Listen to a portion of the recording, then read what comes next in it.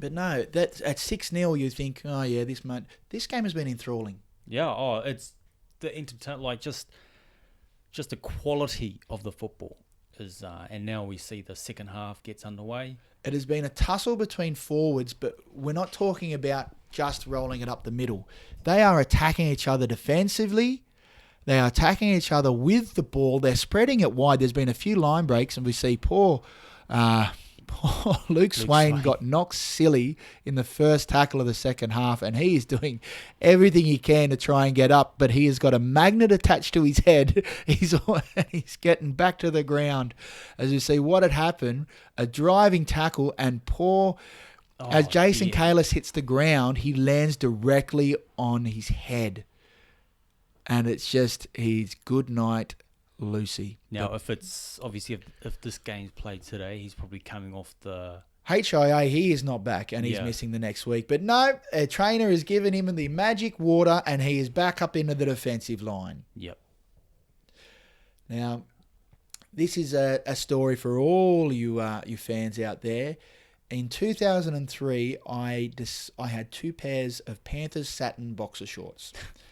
And I decided to wear it Is this a G-rated This is story? definitely G-rated. Okay. I decided to wear it game day on that first game when we'd beat round 3, the first victory of the year, when we won against the Roosters. So for those of you who don't realise, a lot of sportsmen and sports fans are terribly superstitious. Yeah.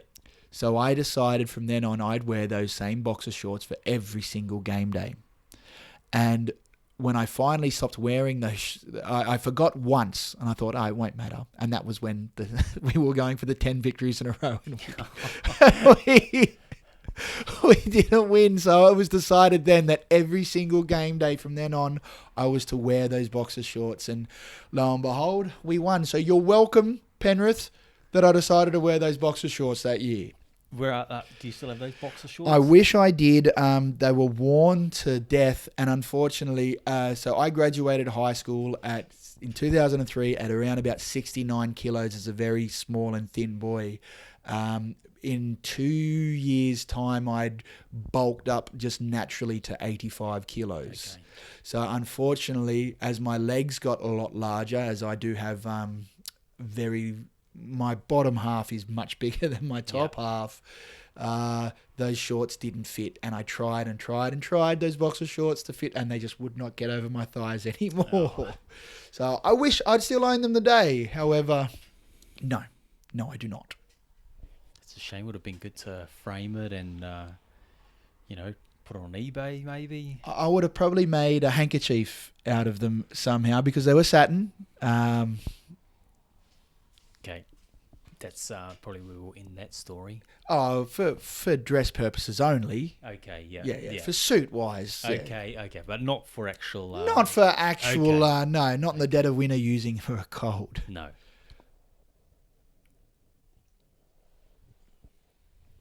We're into the second half here watching this game. It is still 6-0. During this time, watching it with my dad. My dad's also a Penrith Tragic. So we're watching it together. Now, can you imagine?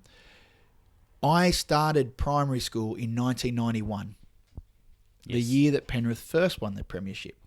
I graduated high school in 2003, the year we won our second premiership. So, once again, you're welcome, Penrith fans, for my schooling there. Are any of your kids starting anything this year or finishing anything this year? Yes. Both my I have 4 sons. They're wonderful boys. Love them to death. Zach, my eldest son, and Bo, my third son, are starting their first year of football. Okay, there you go. As Penrith Juniors. Now, when I say Penrith Juniors, I mean the Penrith Junior comp. So who knows? You never know. Bo actually scored a double last week, 2 tries. He scored his first try the week before. So who knows? You might see him as a Panther down the line. I obviously can't have a crystal ball, and if they've got any much talent as their father, they've got no chance. Now tell me, because this is another thing that gets my gears grinding. They're not going to be one of these people who were born and raised out in Penrith and go for teams other than Penrith? No, they're all Penrith supporters. They had no option in the matter, but I've been able to been lucky enough to be able to afford to take my children to many games. Yes. Now Zach is the only one of the four who's ever been to a losing Penrith game. In fact, Zach is probably, as my eldest son, he turns 9 next month. He's probably been to more first grade rugby league games than most adults. Yeah. Just him and myself, or him and the rest of the family with me, we've been to many games. Now, they're all staunch Penrith supporters, all have their favourite, but Dad has explained to them, if whoever they want as their second team, that is complete. Doesn't matter who Daddy likes. It is up to them. Yep. They can go for and boo and cheer whoever they want. And thankfully, I've conditioned them to hate Parramatta as much as I do. Very good. That's good parenting there. It did hurt. Their junior rugby league club they play for is the Glenmore Park Brumbies. Yes. And their colours are, unfortunately, the Brisbane Broncos colours. Yep. So it stung a little to see them in those colours to start with. And when, as kids do, they see a team on the TV that looks like them, so they're going to support them. And I had to sit them down and have a word and say, listen, boys, yes, Daddy hates the Broncos. As a man who's grown up, spent most of his formative years in Sydney, it is my right and duty to hate the Brisbane Broncos. Yes. However, just because Daddy hates something doesn't mean you have to. It's up to your decision. You can go for them all you like. Yes. And their immediate response was, no, my second favourite team are the West Tigers. Okay. Which makes sense. Their grandmother's a big West Tigers supporter. So, and we have other friends who are Tiger supporters. Nobody hates the West Tigers. No. But they still do cheer on the Broncos whenever they're playing. So that's okay. Myself, I should hate the Roosters. I should. For them stealing Phil Gould, Brad Fittler and Matt Swing in one fell swoop. But I just can't. I love Gus. I love Freddie. Wonderful man when I met him. And both of our firstborn sons are named Zach. Which nice. Was wonderful when I met him. I found out. I could never hate Brad Fittler. Luke Ricketson, I don't think had a bad bone in his body. Craig Fitzgibbon's one of my favourite forwards I've ever seen play. Craig Fitzgibbon was like the best second rower in the game at this stage. At that stage, definitely. Now, what we're seeing right now, it's 47 minutes in. Craig Wing, apparently Bill Harrigan just gave a one-on-one strip to Craig Wing on Reece Wessel, which leads to Jason Kalis go over the line, but not the ball, leads to the Shannon Hegarty try. Now, if they re-watch this is the only thing I think that he got wrong in this game, Bill Harrigan. If Craig Wing had stripped that, and he's calling that a one-on-one tackle, that ball goes 5 metres in front of Craig Wing out of his hands, and that would have been a knock-on. So I'm sorry, you were wrong, Bill, but thankfully it didn't cost us. But you're almost, as we're watching the replay here, Chris Walker throws the ball in, Rodney misses it, Reece Wesser picks it up, tackled by Craig Wing, who strips it as you see the ball go 2 metres forward. Okay. Am I wrong there? No, you're not wrong. Thank you. It's only taken 17 years for someone to agree with me. As you can tell, Sean's probably got a lot of this. Even though the Panthers win, he's obviously got all these things that he's pent up and he's finally got this chance to actually let it all out, and he's not holding back. So no, not at all. But I will admit, that was a great ball from Chris Flannery. Chris Flannery was an extremely underrated player. How he never played Test football is beyond me. He was an integral part of the Queensland team. Could play in literally any position. He came through as a fullback. Could play went onto the wing, moved into the centres, then went into the back row. And as a back rower lock, he had it all. Tough. There wasn't much to him in terms of his size, but He was extremely successful when he made the trip over to the UK. He went over to the UK as a young man as well, which at that stage didn't really happen. We were still at a time where the most people who went over to the UK were in their late 20s, early 30s, getting their last good run while they still had some legs left in them. Chris Flannery went over as a young man to St Helens and went through a very good period for the St Helens team back then. I'm surprised he didn't come back after his stint over there, but, Good on him. He had a great career here. He had a great career there. But he really, I think he should have played Test football. You see Jason Kalis, another big run up. But there's Luke Swain. He was knocked 9 minutes ago. He wouldn't have been able to tell you how to spell his own name. The thing is that we saw him knocked out, groggy, and he's actually involved in the next tackle. And he actually, the guy just runs right past him, and it's quite clear he's not there. But obviously, time has passed, and he's since regained consciousness. Now, in this grand final here at this stage, now that was a shepherd. Minnie got away with that. That was a terrible call there, Bill. You know better than that. We're 50 minutes in now, and the Roosters have got their first try. They're the defending premiers, and they are on the up. I remember watching this live, just thinking, I think this is the point where the Roosters start to sort of really insert their dominance, right? This is where they're gaining. They've got the confidence of being a premiership winning team. They played in the 2000 grand final, almost got through. They'd been a strong team since about 1997 at this stage, really gearing up. Guys like Ryan Cross, Luke Ricketson, Brad Fittler had been going through it all together. They had the injection of youth. They brought other good players in. Minicello was just unbelievable as fullback at this time. Craig Wing, thank God. The Roosters should thank God South got kicked out of the comp when they managed to secure his. Sure. They were a strong team. They knew their game and they knew it well, as we see Minicello making an incredibly rare mistake. Now, what people would tend to forget too, at this stage, this was Minicello's first year as a fullback. Luke Phillips had been the long-running fullback at the Roosters and had an absolute blinder of a 2000 grand final. I still believe he was robbed of the Clive Churchill medal that year.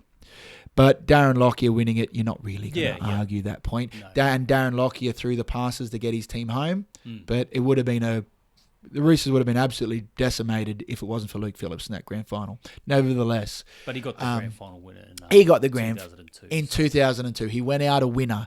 Now, he was meant to play in this season, but he could never get on the field. So Minicello was tried as a fullback in the World Club Challenge and played so well that they kept with him. And he played so well that he was a New South Wales fullback. And if it wasn't for back injuries, he would have been for a decade. He still had a great career afterwards.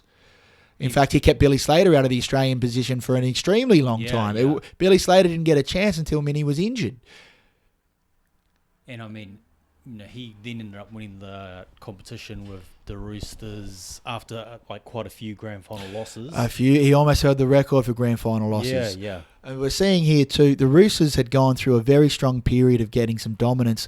Penrith, other years, any other time, would have probably let them in. Yeah. Instead, they marched down the field and put in a couple of clever kicks to force some errors. Yes. This is the difference between Penrith in 2003 and the years prior. The resilience in the team, particularly this game and this year as well, is just incredible. As I said before, the Roosters score that try and they're really on the front foot. Yeah. And you're thinking to yourself, oh, here we go. The Roosters are just going to come back now. And there was a certain confidence in the way they played that year. As we discussed before, with the young guys who had always come from winning. But the way Reece West was playing, the way Preston Campbell was playing, the commentators of that year had said it a lot. Penrith defensively were good. They weren't great. However, they had the idea of, sure, you can score 24 points, but we're going to score 34. Yeah. So we don't care. We're better than you, and we're going to show you how. And they had the confidence to be able to back themselves for everything. As we see the most famous moment in this grand final, Gerds has put the grubber on. No good. Todd Byrne picks it up. And here comes Scotty Sattler with the tackle. All you have to say is Scott Sattler, and everybody knows what the hell you're talking about. I'm getting goosebumps right now. I'm remembering where I was in 2003 when that tackle was done, with my dad getting up and losing it and me losing it as well, because at this stage, the Roosters had the dominance. Todd Byrne was away. He is a winger. He's already pushed off Luke Lewis. Look at Brad Fittler. Pick it up, sum it up, and know what to do. And there goes Todd Byrne, a stumble out of the Luke Lewis tackle. What was Scotty Sattler doing there? Oh, my God. Yeah, Look at the goosebumps. you can never get sick of watching this tackle. Oh, well, yeah, that is textbook perfect how you make a tackle. He could not have done it any better. And I cannot even blame Todd Byrne for that. And then, unfortunately, there's maybe a little bit of anticlimax because Wharuera then loses the ball in the tackle. And he does, with a little help from Shannon Haggerty. But, hey, it's a wet ball, and you got to earn the right to hold that ball. But, so, that moment, we're talking about Rooster on the front foot. I think, that could have been another moment of the Roosters potentially just going on after that. But the determination from Scott Sattler to make that tackle, we'll be talking about that tackle for many, many, many, many years to come. There's certain things that don't get forgotten about in grand finals, the big moments. There's Mal Meninga scoring the intercept on his last ever game in Australia to win the grand final. That's remembered for life. Scott Sattler making that tackle, that's remembered for life. Benji Marshall's flick pass in the 2005, that's remembered for life. And yes, you'll remember your own team and certain things, but no, being there for this. Darren Albert scoring for Newcastle, that's remembered for life by everybody. 97. ARL grand final. That's correct. Yeah. So there's certain things that live on in infamy. And I'm proud to say that my team and Scott Sattler. Yeah. By the way, people forget, this is Scott Sattler's last game for the Panthers. Yeah, he's going to the West Tigers. That he is. Fun fact as well, the next year, in the 2004, when they played at Penrith, Amos Roberts had come into the Penrith team at that stage as well. And he ran away. And he's down the sideline, and who else but Scott Sattler is chasing? And he almost recreates the same tackle, but falls off just. Going to show that not quite there. It was a wonderful moment, actually, to be honest, watching that game. And he was interviewed later, and Scotty said, well, I guess it's not 2003, is it? And what we're not seeing as well, what you guys, hopefully you, if you are going to listen, by all means, try and watch the game if you can. Definitely watch it. People don't forget how good defensively Ryan Girdler was. Now, he's not in the same state as a Paul Wharuera, as a Dean Whare of the modern Panthers, or a guy like Josh Morris, who was able to shut down Greg Inglis so often. But as the defensive player, he wasn't getting brushed off. He knew when to run in. He knew how to pressure the line. And I think that goes to show, again, what we're talking about, the anticipation before. Yeah. He knew exactly where to be and get his body in the line. Mm-hmm. There's the hard running, the footwork from these forwards, and the defence that's meeting them. You don't see it in today's game. No, you do not. They're playing with width. They're playing with depth. I mean, once again, Ryan Girdler has just pushed away another man to get to that tackle there, just illustrating exactly what I was talking about. Reece Wesser getting out, playing with the confidence that got him the leading try scorer that year. You see John Sattler in the crowd on the TV here. It must have been a proud father that day. Oh, and especially seeing that tackle as well would have been something special. Ryan Girdler defensively, incredible. Holds the record for the fastest ever Origin try. Yes, he does. He was involved in the second fastest ever one too, as he made the line break to set up Robbie Ross in 99, but holds the record in 2001. He scored all New South Wales points in that 2001 game. Unfortunately, it was a shellacking, we lost. But, hey, you got to look for the rainbows and everything, right? Yes. You were talking about the Origin. Yes. 2001. So 2000 was the record-breaking New South Wales team. Yeah.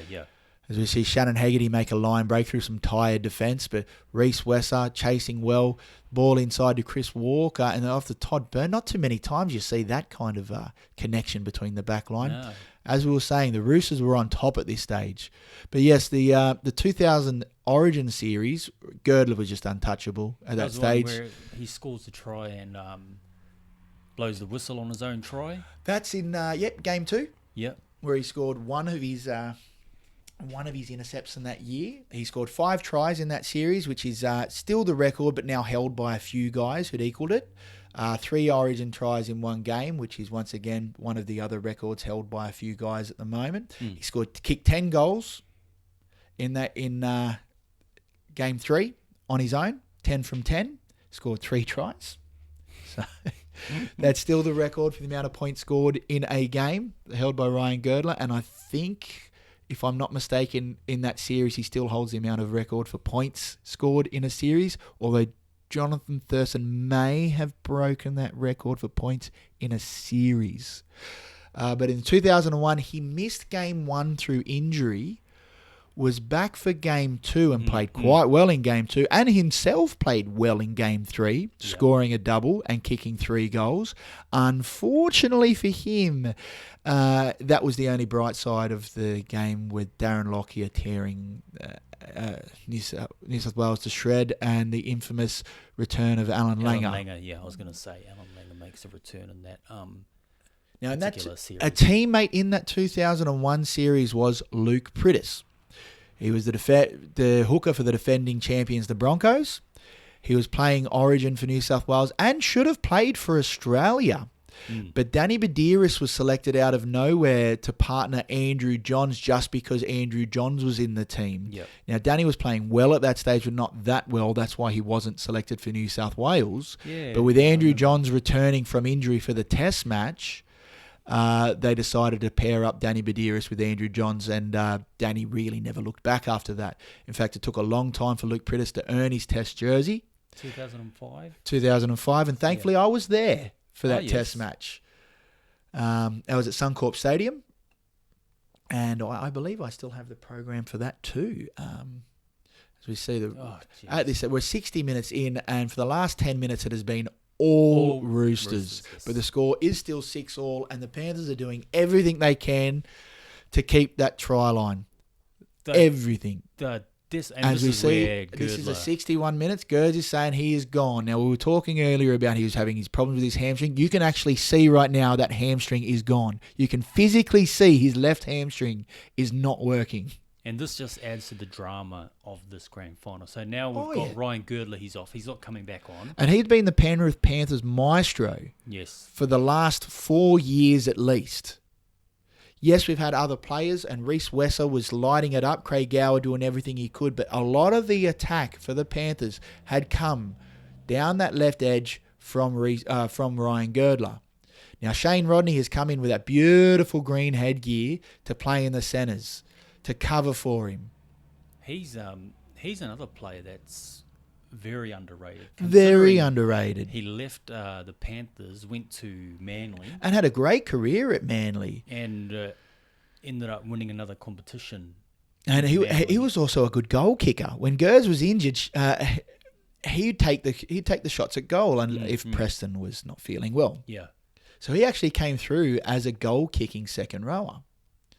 But yeah, he'd had a great career at Manly. We love Shane Rodney. Luke Lewis obviously had a fantastic career with Penrith. Just quickly. So we're talking about Ricky Stewart not using his bench. So Andrew Lomu is on the field now. 62 minutes. 62 minutes into the game. And it's just nice tackle there. So Brett Finch tried to find some lazy defenders on the inside and possibly met the unlaziest defenders on the inside who've absolutely walloped Chris Walker. As we see the replay here, he's picked out Joe Nullavow, Martin Lang and Scott Sattler, and Nullavow has absolutely poleaxed Chris Walker in a perfectly legal chest, shoulder, bang, take that. And the attendance on this game, as we see, is 81,166 at this stadium. Pouring rain. Pouring rain. The stadium had a fair few Roosters supporters, as they should have as the defending champions, but there was a lot of Penrith support for the underdogs, let's face it. Now, after this game, and we see here we're 63 minutes in, the Roosters have only used 6 interchange and Penrith have used 9. But the Roosters the year before, in 2002, Ricky Stewart had brought it in. They wore suits to every game. Yep. So every time you saw the players come off the bus, they were in a beautiful suit. And it just going to show the professionalism they were taking. Yep. Come 2003, a lot of the teams had adopted this idea. Penrith were no different. They had these beautiful charcoal grey suits with these satin purple shirt and tie. Yes. And I vividly remember this. So when you saw them come to the game, they looked like professionals. This is what you saw. This is what the championship Bulls used to do. They didn't come in like Allen Iverson in baggy shorts. They came in suits. Yep. Maybe they were oversized suits, but they came in suits. Back then, oversized suits were the rage, especially for guys who were 6'6", 6'9". Yeah. But the Roosters and the Panthers came dressed to impress. Now, after the grand final, they went back to Panthers in their suits. Yeah. Now, you can imagine, after the game, they've had a few beers. On the bus, they've had a few beers. They get to Penrith. Mulgoa Road is shaking. They get to Panthers. The place is coming unglued. And you see them bring the trophy, everyone excited. You see the footage a few hours later of these suits. Oh, we see Luke Prittis going over for a beautiful try. But we see the suits have been torn to shreds by the players. There are sleeves missing, turned into headbands. And I can just imagine those suits would have been worth a squillion and what they'd be worth now today. But there'll be a Panthers supporter. As we are having a look, Luke Prittis sells an incredible dummy, carries 3 defenders with him, 2 around his legs and 1 on his back, and they are Craig Fitzgibbon, Chris Flannery, and Craig Wing. No shrinking violets whatsoever, but he was determined. He sells it wonderfully too. That's like, just look, we talked about that first try where he's at dummy half and he knows what's happening in front of him. You watch his eyes in the replay that they show, and he's holding that pass and he's looking, and his whole body is going to either short ball to Joel Clinton here or Craig Gower out the back. So the defence is in not 2 minds, but 3 minds. Yeah. And when he sells that dummy, 3 players go for it, only 1 has still got eyes for him, and he's managed to get on the outside of Craig Fitzgibbon, and he has backed himself. Now, you think Luke Prittis has been in the league. He came through from Canberra in the 97 season, Super League. So he came through just after Steve Walters. Yep. He had a great personal run through. So he's been around the round by now. He's already played Origin. He's already won grand finals. He's showing in this game that he had what it took to get a team over the line. Well, he was going to be that person, because I believe he's the only person in this team, in this game, who had played and won a grand final. He's the only player from the Panthers team who had played in a winning grand final team. Now, Martin Lang had played in the 1997 Super League grand final loss, but Luke Prittis was the only winning grand final player. Yep. So, I remember they were sort of talking about how... Oh, as we see Martin Lang running it off the kickoff, taking a big shot from Luke Ricketson. He's sore, but he's sore. That is all. Now he looks a bit more than... No, he's copped it in the eye. Yeah. That's what he's copped in the eye. However, I guarantee you, Marty's going to make another hit up in the next set. Yeah, I was going to say, you're going to see him take another hit up. See, Luke Prittis is running out of dummy half. And also, we haven't really mentioned it much. Defensively, he was rushing out of the line a lot to put the pressure on the Roosters halves and the edge running back rowers. See, big Tony Pulatua making a huge run up the middle. So they say 39-metre gain on that stat, but really, they've gotten to the halfway after scoring points in a grand final. Yep. That's a big effort. Against a Roosters team who are continually rushing up on defense. And that's what was so amazing about this Roosters team, was that they were rushing up on defense for basically the whole all 80 minutes. And we're 67 minutes in, and that just had possession at 52-48. As you see, Andrew Lomu, probably in his first touch of that football, knocking it on. Yeah, that's what I mean. I think we were talking about this before, Andrew Lomu.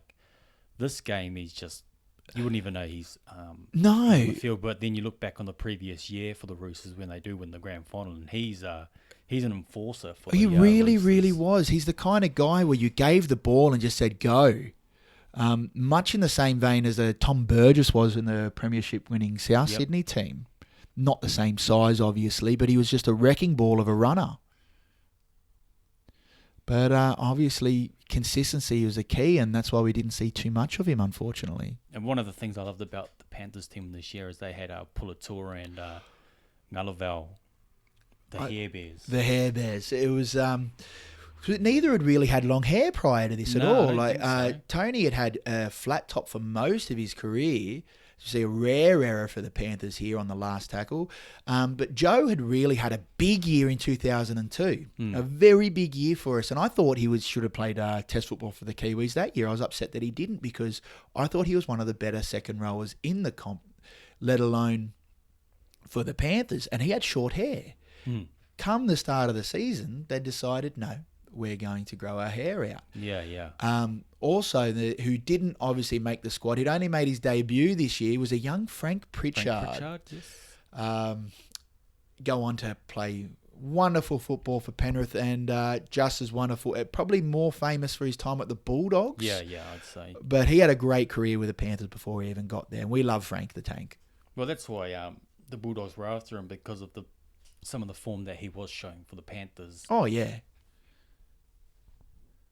And Luke Lewis, seen on the wing here, but as a Penrith tragic, he's more famous, as you see, we knock on just there, right on the line from a very hard ball. But, now, this probably should have been a penalty to the Roosters. As an offside? Accidental offside. Well, you see, he makes the knock on, all right, and Reece West is behind. It's a knock on. It's a double knock on. That's not a penalty. Brett Finch had knocked the ball on into that tackle. So, no, correct call. But we don't see an angle where, they probably would have seen 1,000 angles where they would have wanted to see if Reece Wesser touches the ball. Or even if once Reece Wesser touches that ball, Brett Finch has already knocked the ball on, so it negates the penalty at all. It's a double knock on.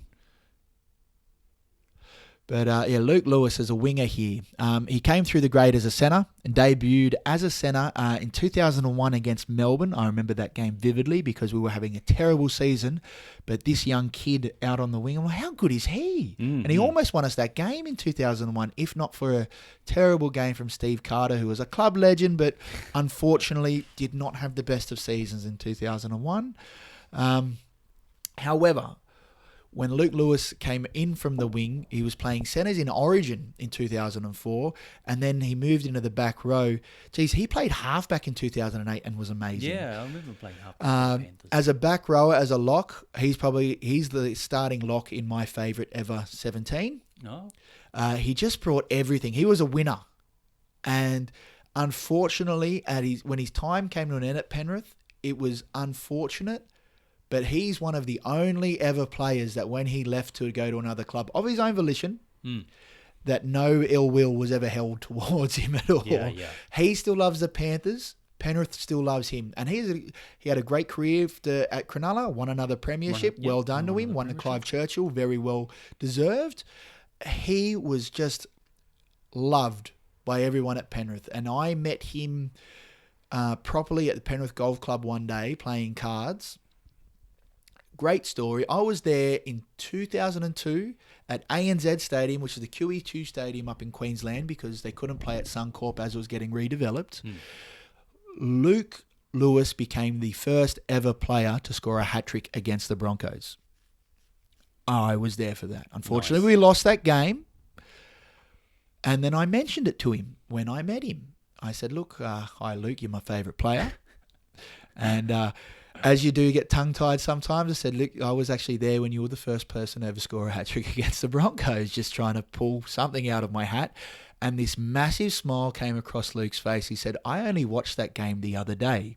Now, this would have been 2009, possibly, when we had this conversation.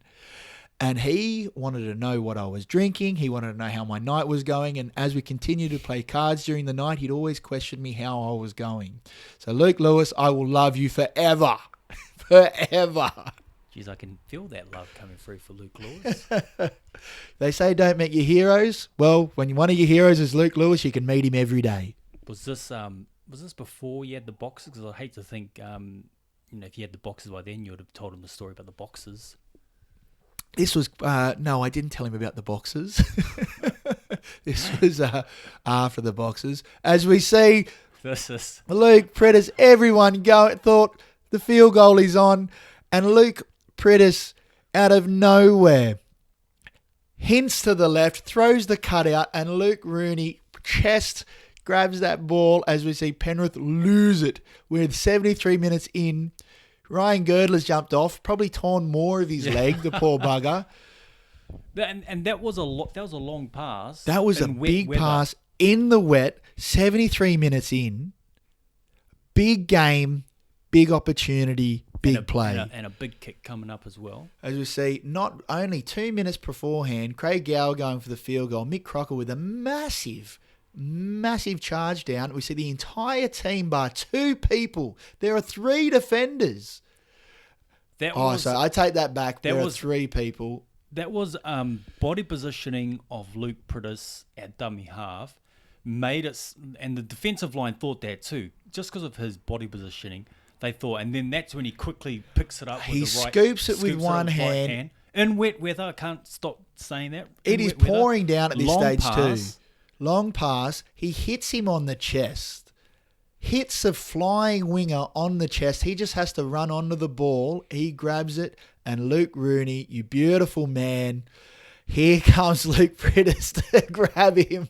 He knows what this means. Tony Batola, love and life, as you see the boys come over, and there is a famous Panther who will jump into it and unfortunately miss everybody and fall. However, thankfully, he didn't get injured in that. You see the bench losing it. Trent Waterhouse flying, and here he comes. Reece jumps on and misses. Hits the ground, does not care. He is that pumped. The Roosters must be shell-shocked because they have not been playing bad football. Well, you can't see there, but, you just saw that vision. And we see Preston Campbell as well, second choice goal kicker from the sideline, ice it. Girdler is off. Point scoring phenom is off. The man who holds the record for the highest percentage-wise in a season for kicking goals is off. Come the time, come the man, Preston Campbell from the sideline in wet conditions. Nails it. Unbelievable. So at this stage we're 74 minutes in, and even with a 12-point lead, you're probably not really maybe you got one hand on the trophy and you're sort of starting to celebrate as a supporter, but still you just... as we discussed before in that Dragons game earlier on in the exact same season, things can slip away. We're talking about a team in the Roosters, defending premiers. Brad Fittler is your captain and your 5'8". You've got some internationals outside you. You got Anthony Minicello, soon to be Golden Boot winner Anthony Minicello in that team. You got Craig Fitzgibbon, Craig Wing. They have attack from everywhere. There's 5 minutes to go, and you can really ice it out. So the Roosters have not been playing bad. They just haven't had any luck go their way. The Panthers had to stay on. As we see, after points, Craig Gower with a massive kick and a big chase, but Minicello made something from nothing. But still, Craig Gower there, competing. Well, now the Roosters are probably in a position where they've got to move the ball more than what they would have liked. And see Ryan Cross making a beautiful line break. He was a very good player, Ryan Cross. There's a reason he played for the Wallabies, but just couldn't quite make it. Guys like Ryan Girdler were ahead of him in rugby league. Yeah. See Craig Wing taking the line. The Roosters here to give it their all. And they are a really good team. I mean, you think about it. They played in the 2000 grand final. They missed the 2001. They won the grand final in 2002. They lost this grand final in 2003, barely. They lost 2004, barely. This is a championship team. Yep. Probably unlucky not to win more, because the Broncos grand final in 2000 was actually quite close too. That was close up until maybe the last... Oh, no, it was close. I think the final score, if I'm not mistaken, I think it was 14-8. Oh, okay. However, I don't think they ever looked like they were going to win. Yeah, that's what I remember that grand final thinking. I think the Craig Fitzgibbon try was a consolation try. And don't forget too, Fitzgibbon had scored in the 99 grand final, the 2000 grand final, and the 02 grand final. Yeah. So it's a man you really got to watch out for. Mm. But there was just a confidence they played. Like Craig Wing, God, he was good. There's just a confidence that Penrith played with at this time. As we just see a very sad Rooster supporter in the crowd. I think this is probably the point where they need to score. They do. There's 3 minutes to go, and they're attacking the line. There's 2 tackles, and they're already within 30 metres. Yeah, so this is like probably the last. And Minicello, I don't think he knocked on the ball 2 times in the entire season, and he'd got 3 knock-ons in this game. Yeah, I think, and at this point you can see, I think the players sort of already know. The Panthers are knowing that they're literally one set away from icing this game. All they've got to do is march the ball. Now, as we were saying about that interchange, Penrith have used all 12 interchanges. 77 minutes gone. The Roosters still had 2 in hand. We see Panthers, all they had to do was ice the game out. They're still throwing the ball around. Fadawira with a great line break here, holding the ball, and then a terrible ball back inside to nobody. No wonder we let him go to the Tigers. Just kidding. Poor Fadawira is a very good man. I've met him a few times. We have mutual friends, and he's a quality human being. So loved everything you did for us, Fats, except for that ball. Yeah. And as you see Brandy down there, having a guy like Brandy involved in the club at that stage, at that game, and seeing what it meant to him, the first ever Panthers captain, first ever Panther Dally M winner, still the only one, first ever captain to win a grand final, the only other halfback at this stage to have won a grand final for Penrith, and he's there with the team. It means a lot to a man like him. And like what we're seeing now is they really are starting to celebrate now on the sideline. The Panthers players, it's quite clear the Roosters know that it's the end. They're chasing points. We've got a minute to go, and the Panthers bench is already celebrating. They know it's over with. As we see the poor Roosters bench. Look, I've lost a junior grand final. It doesn't feel good. I've won a grand final. It feels great. You feel for men. You really do. I remember Ryan Hoffman sitting down, bawling his eyes out after losing to Manly in that grand final. You feel for guys like that. But you also feel the joy of the men, like a Martin Lang. And that's, we see this Martin Lang is hugging his family. I remember watching John this game. Lang, John Lang. I'm just thinking to myself, good on him, like his coaching career, and just to see him at this stage, like how elated he is. And he'd gone through all the tough yards. He'd done everything with Cronulla and almost got him there. You see he's got an interview with Vossi now, but the words, he can't describe the words. Actually, I almost remember this. It's true.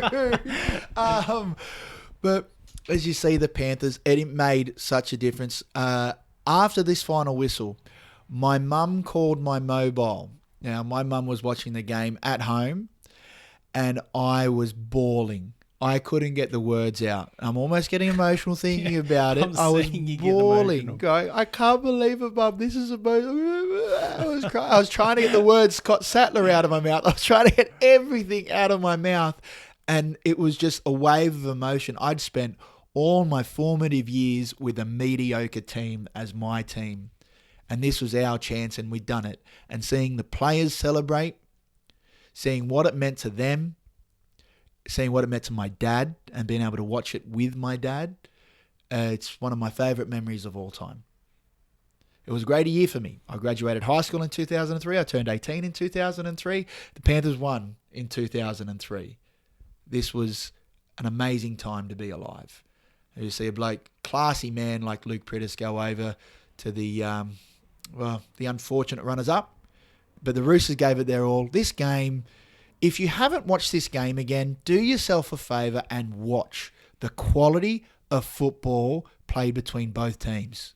And, you know, you watch grand finals these days and, you know, there's the Churchill medal. I don't think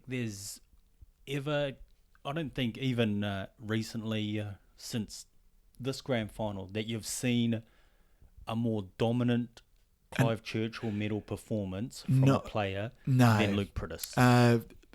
The only thing that springs to mind is earlier, which was 97 Robbie O'Davis for Newcastle. But even then, he had such an influence on both teams were so good, it just took a super effort from him to make the difference. And it really was. He organised the first try for Luke Rooney. He scored the second himself, and he magically organised the third one, the second one for Luke Rooney. It was Luke Prittis' day. He won the Clive Churchill medal, most deserving. Yep. Unlucky not to go on the Kangaroo Tour that year, but understandably why when you look at the makeup of that tour was understandable completely. But Prittis, as we see, Chad Robinson, rest in peace, buddy. No longer with us, unfortunately, with that Roosters team. Love you, Chad. I knew Chad personally. I didn't know him well. Yep. I also knew his brother. Chad was a good man, so thanks for the memories, Chad. You were always good to me, bud. But getting back to the game itself, Scotty Sattler here. I still remember what he said here as he's getting interviewed. Other than your kids being born, this is the greatest feeling of your life. What a class act. So many people, this is the best feeling ever, this is the best feeling ever, and he still remembers that as parents, we both know that there's nothing greater than being a father or being a mother and seeing your kids succeed. But imagine doing this. This is the this is the ultimate. You sacrifice so much and you're with everybody else. You've all come together for this one moment. And guys like Scott Sattler, who'd spent his entire career, he's a former Rooster himself, former teammate of Brad Fittler at this stage. He'd spent his entire career, and it culminates in this one moment. Mm-hmm.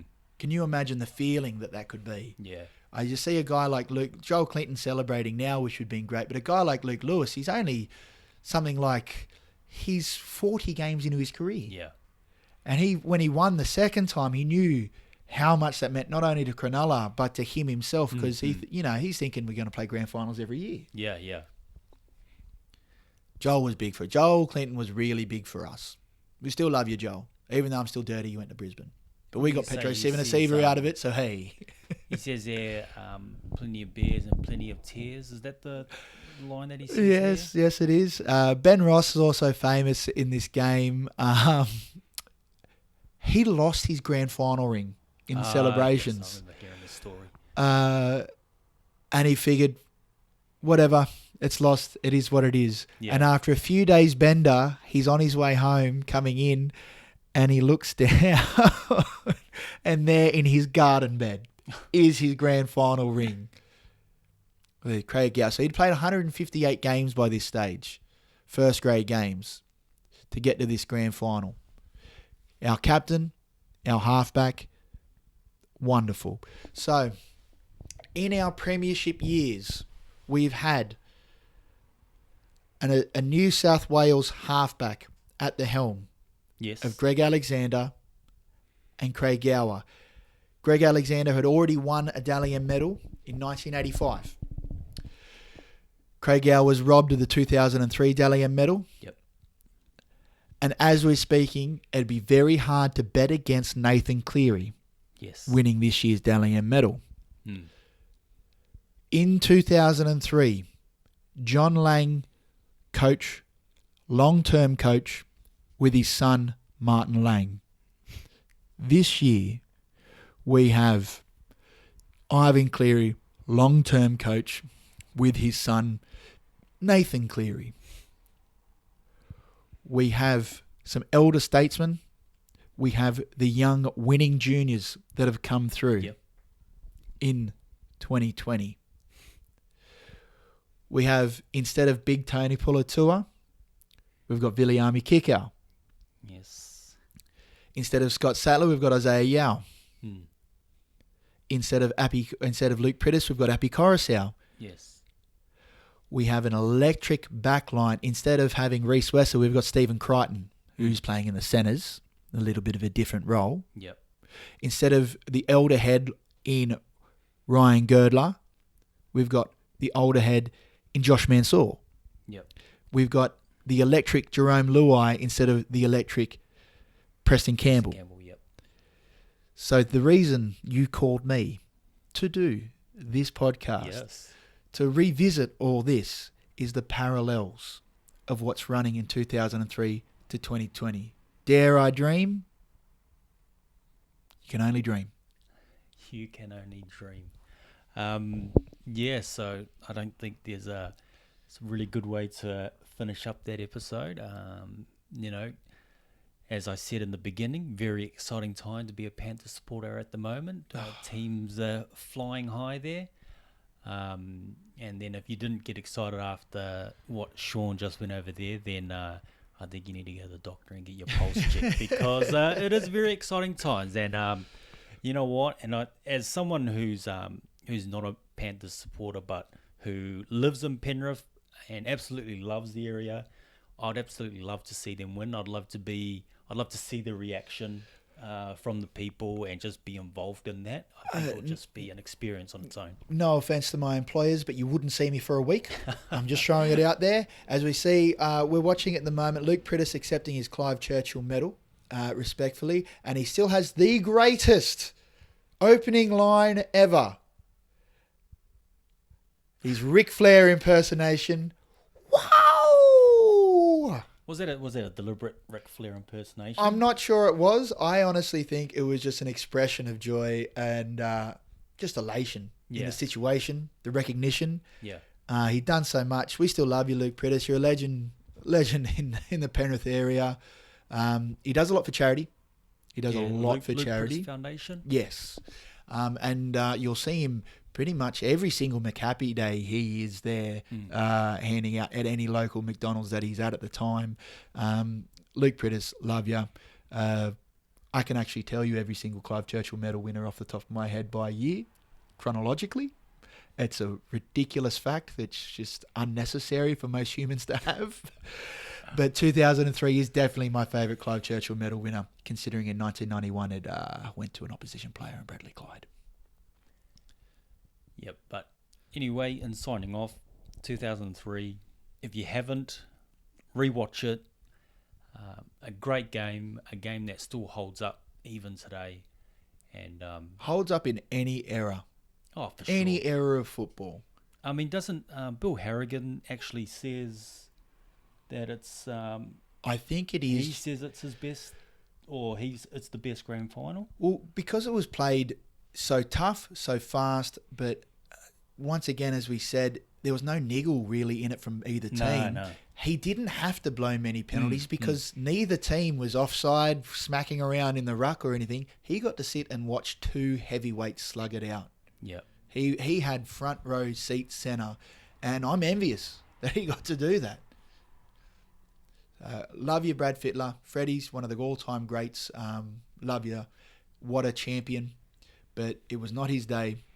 And let's fingers crossed that this year it's not James Tedesco and Boyd Cordner's time, and it's time for the Panthers to collect their winners' medals in 2020. What if it is a Panthers Roosters grand final? Honestly, I think that the NRL, the only other grand final I think they'd want more would probably be a Parramatta Penrith grand final. Personally, I'd hate that because I hate Parramatta with all my heart as a Penrith supporter, as I'm meant to. Yep. And I don't want to be worried about losing to Parramatta in a grand final. Fair enough.